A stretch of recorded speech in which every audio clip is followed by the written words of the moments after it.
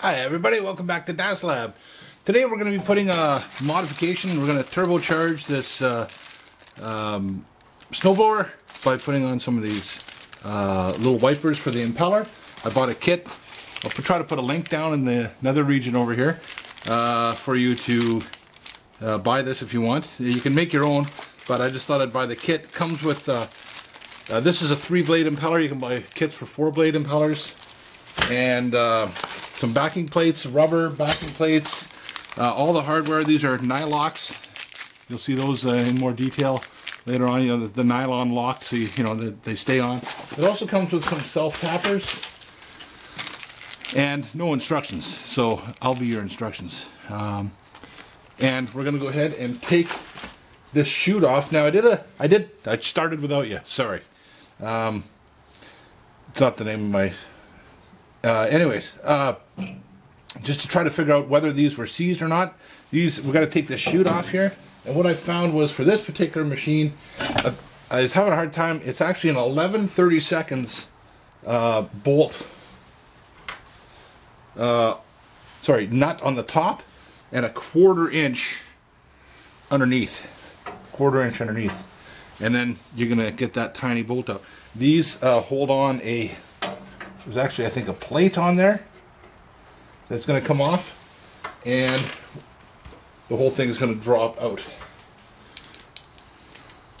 And then we'll be able to get the chute off so we can get at the impeller. So the whole goal of this is to make a tighter fit on the spinning parts so that it can shoot the snow out of here more efficiently, especially that wet snow that tends to clog. We're going to just clean as we blow the snow. So let's see how this works over here. So there's 6 of these to do.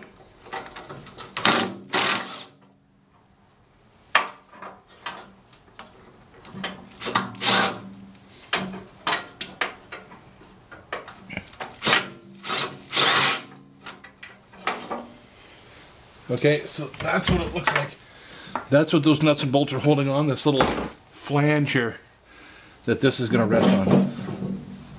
Okay, so every pair of nut and bolts holds that on underneath. So of course that's so that can.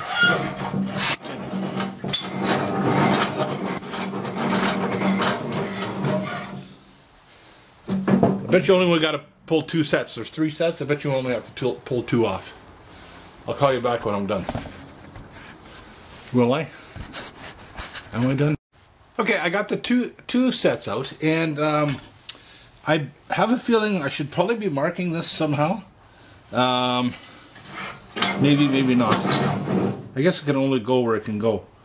But once I got the second set out, you see how this comes down like that, and then the third set stays on there like that. So when I go to put it back on, I just got to make sure it comes in. Yeah, and it'll sit there. I guess it doesn't really matter. It'll only spin as far as what it's going to spin. So, okay, those came out surprisingly easy. They're not corroded at all. I mean, the metal plates are, but the actual nuts and bolts, considering salt and everything.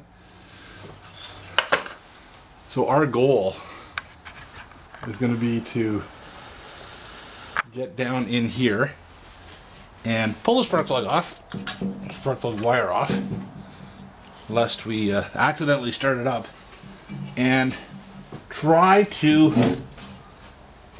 despite all the leaves, close up the gap. Let me get you right down in here. Want to close off. Oh, that door, eh? How about if I zoomed out?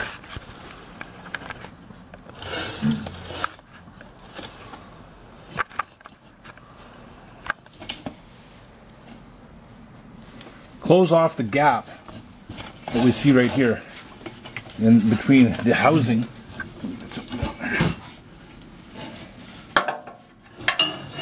and the impeller.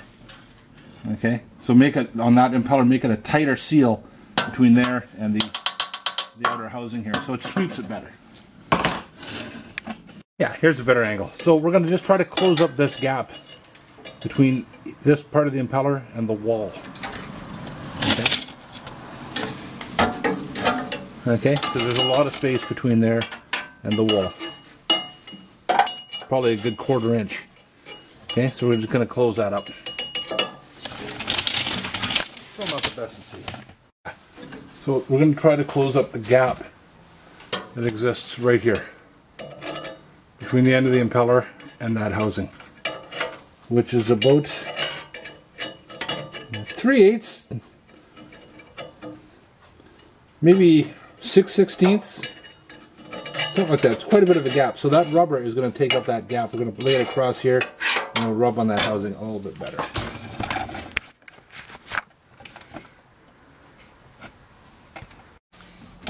So I figure, come here.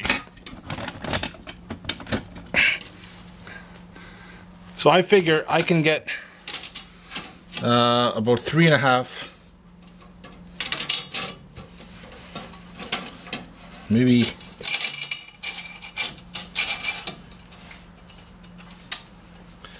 3 1/4 inches between the outside and when it starts to tip up. So 3 1/4 inches. These are too long, so I'm going to have to cut them, and as well I'll have to cut these. I'll start with one.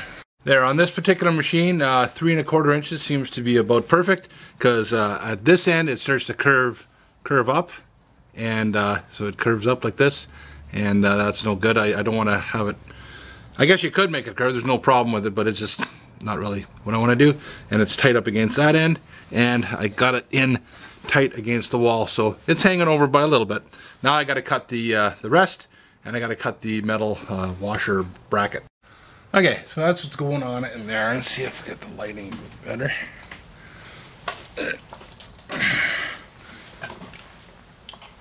Okay, so I'm pushing it up tight to the wall.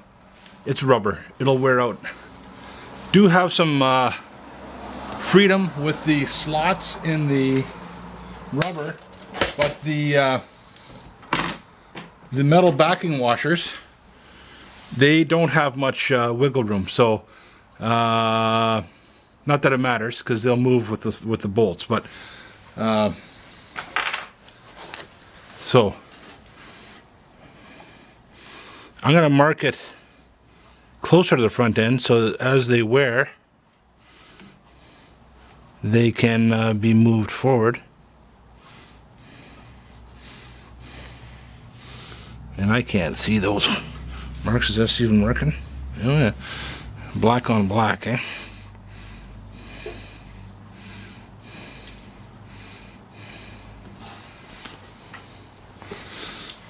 Maybe I'll try a center punch.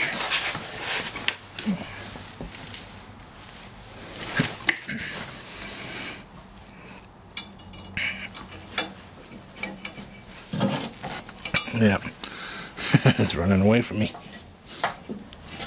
Might have to put something in there when I drill it to keep it from moving.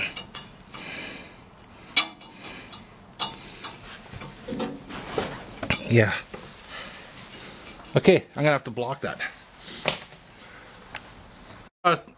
My battery died, so I actually did 2 of these, and this is the 3rd one. Some things to watch out for is if you cut them, you can see I got much more rubber here on this side than this side. So when you lay your holes out, and actually as a matter of fact, they're not in the middle here either. Make sure that you lay your holes out and then you put it back in the same orientation. If you got it flipped around or that way, you might get into trouble and your holes won't line up after you mark them. So I'm going to mark it with the, oh, one other thing is there's a bracket in here on the back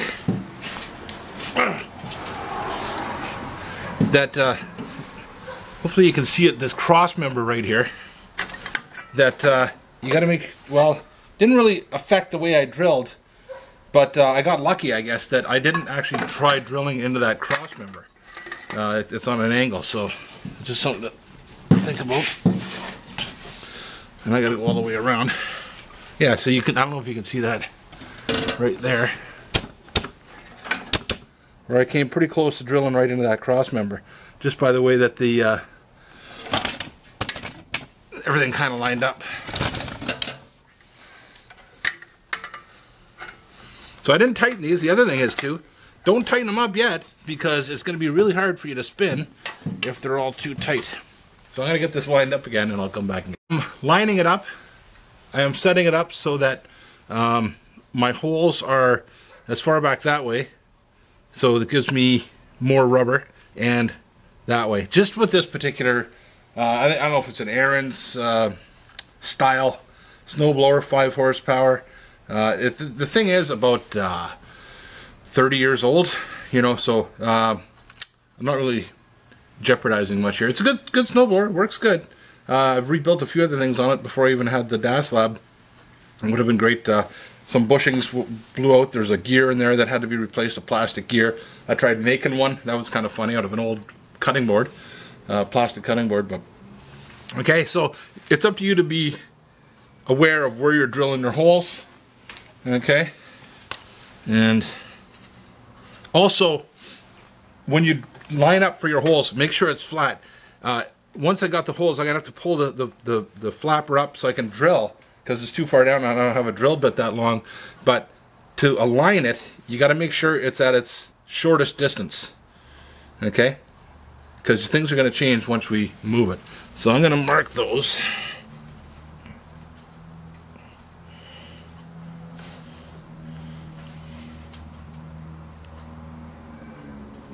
And I am finding that there's a fair bit of play once you drill your holes.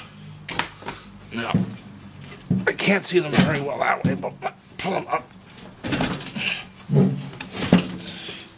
I can see the holes pretty clearly. What I'm finding is a little pilot hole, or you know, just starting it off with a small drill helps to keep the big drill from wandering. Oh, the other thing is I have to put a piece of wood in here on one side and the other to keep it from moving around. I think I can get the small hole drilled without that wood.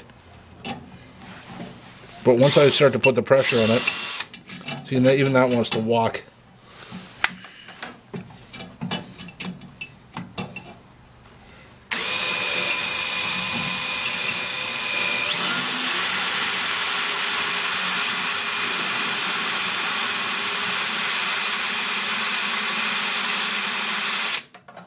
Yeah, I am not able to put a lot of pressure on it without it wanting to spin.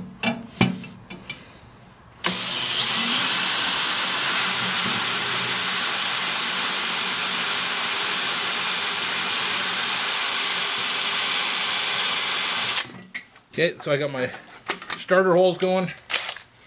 Switch to the bigger drill bit. And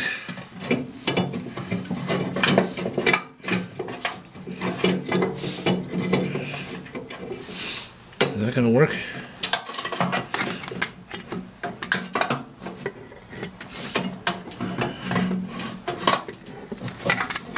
I can't even see my holes.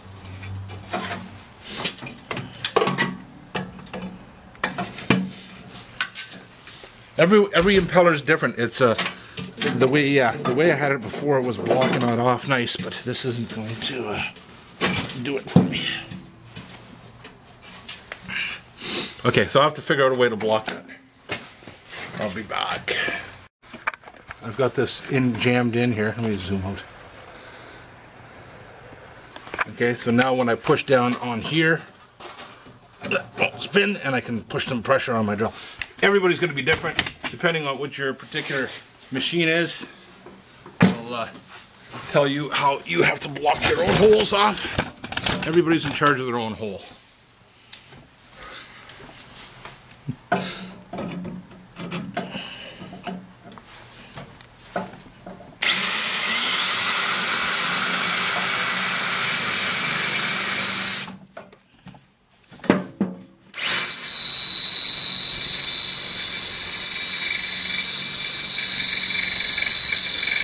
Isn't that nice, eh? YouTube at its best.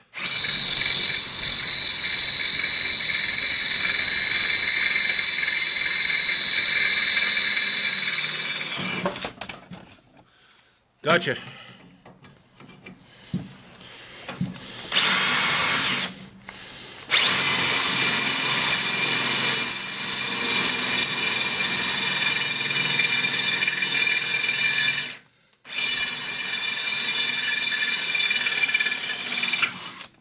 I knew that was going to happen. This time I got caught. No blood. This time. So I had originally tried putting in the bolts in this configuration. I find it's a lot easier to pull it up to about 90 degrees, 45 degrees. It is hard moving with those other paddles on there, even though they're loose. Oh, I got the wood in there too. Ah! Okay, this is what I'm saying. Make sure you get this back in the same orientation, because if you don't, you're going to think I drilled the holes in the wrong spot, and it's going to be scary. But we've probably got the holes in the right spot. The holes are where the holes are.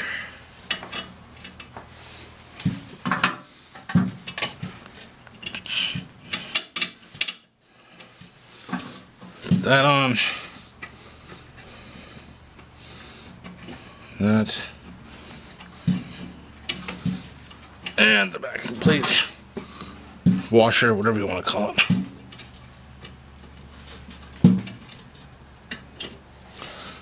Okay, that'll kind of hold there. Then you get the nylock started, and before you tighten anything up too crazy, you probably want to get the other one going.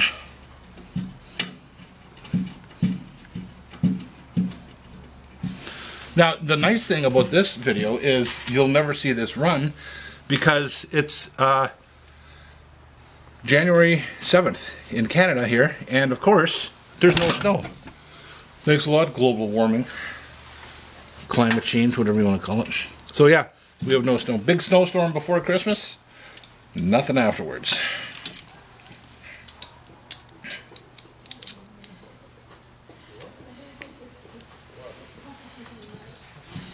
Okay, let me fool around with this. Got those two in.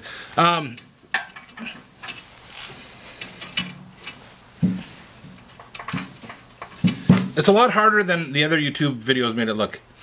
It's not impossible. It's just not as easy. You gotta remember to block the impeller. That can be a challenge. And I took the spark plug right out, thinking it'd be easier to spin.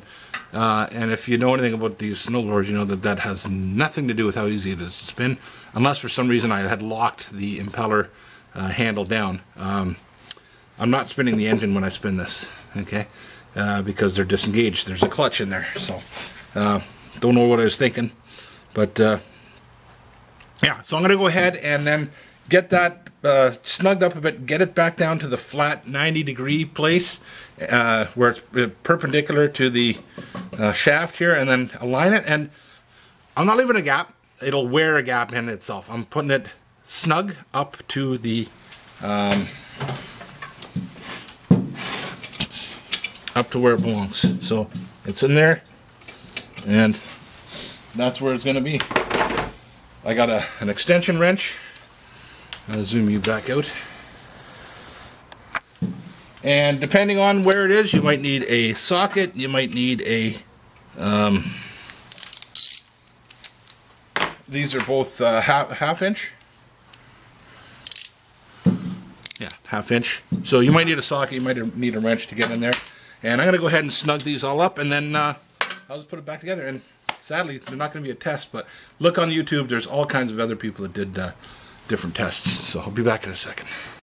Okay, little update. I took it out in the yard there to give it a try, and I had to kind of jiggle it around, and I sheared off the two bolts that hold on the auger here.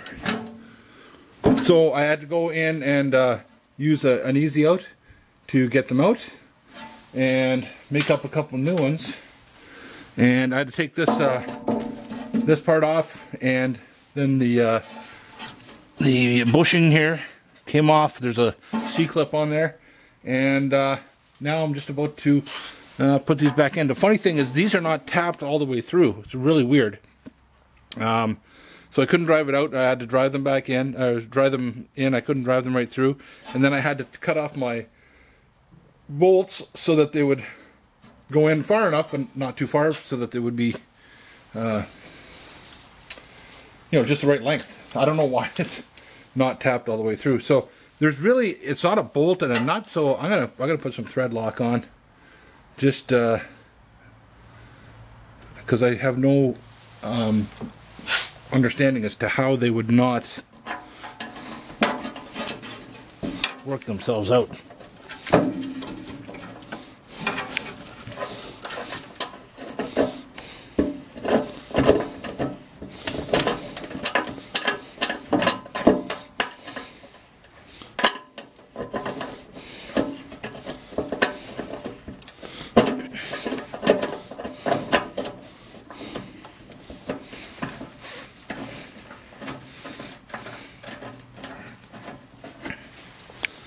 There's one. And while I was at it, I greased that shaft. There's no provisions to lubricate it otherwise. There are some grease fittings on other places, but so, hey, who doesn't like a well-lubed shaft?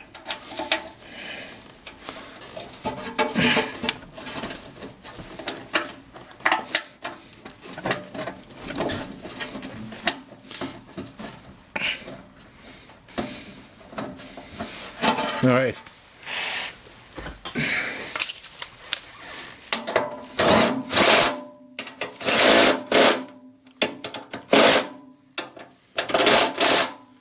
Okay. So I did indeed go, I did go and loosen these so that it can spin now. And okay, here's part of the problem. This is not a brand new snowblower. Not many people are going to want to go do this to a brand new snowblower. It's old. I don't think that this is perfectly round. So, you know, although I set the clearances up here, maybe when it gets down there or over there, it's not perfectly round. But it's moving now. It's moving okay. I can get it all the way around by hand. And the bottom line is, I did extend them, and yeah, see there at that one at the bottom has got some clearance.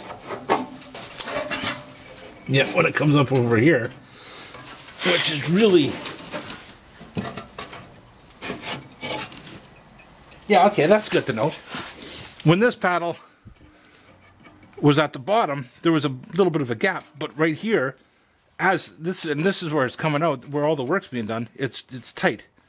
So that's basically what we want. That's basically what we want. I'm going to start it up again, see if anything else shakes itself to death.